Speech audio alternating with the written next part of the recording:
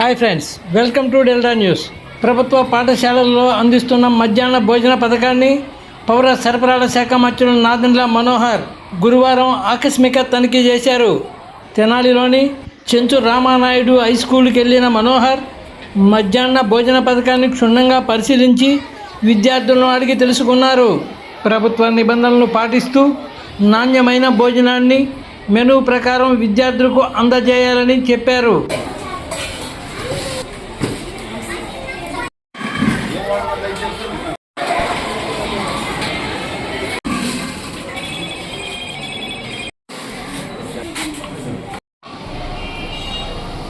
Schools మనకన్నా ఇంకా speed పెట్టాము.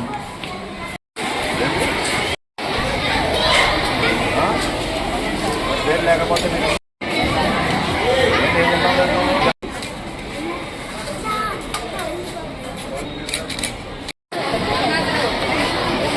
మెల్లగా ఆడిమాకండి కిందకి.